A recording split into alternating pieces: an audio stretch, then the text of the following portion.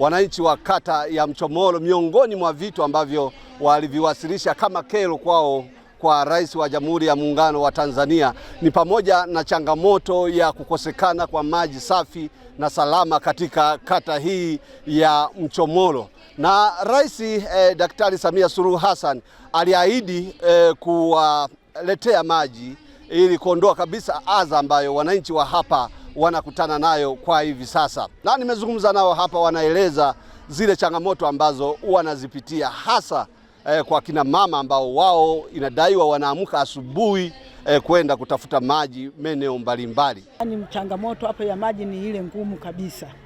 Maji tunafanya kugombania kabisa. Kisimani mpaka tunatukanana, kisimani mpaka tunapigana.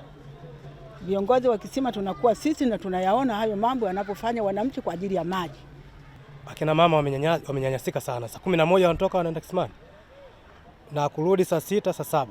Kwa sasa hizi kwenye mradi tunashukuru kama kweli utakuwepo kama tunavyotarajia.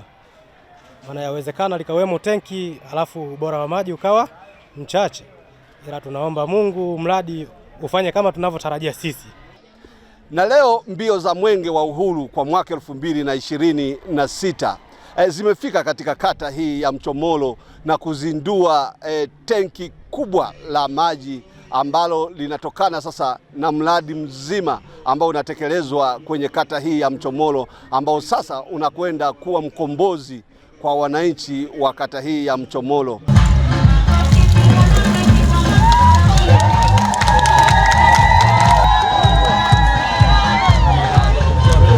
Hapo namtoa mama ndio kichwani hapo mshukuru. Mheshimiwa Rais alisikia maombi yenu na ameyafanyia kazi kwa wakati.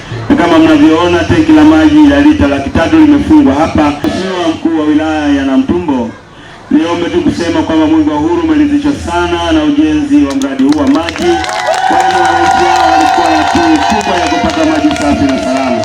Na hivyo Mwenge wa Uhuru uko tayari kuweka jiwe la msingi ili ukamilifu wa mradi huu ukamilike, wananchi waendelee kufurahia maji safi na salama. Kwa hiyo ndugu zangu wana Mchomoro, mradi huu tumebakiza kiasi fulani cha pesa. Tumeshazungumza na Mheshimiwa Waziri Jumaa Aweso, amesema anatuletea pesa tumalizie huu mradi baada ya maelekezo ya Mheshimiwa Rais.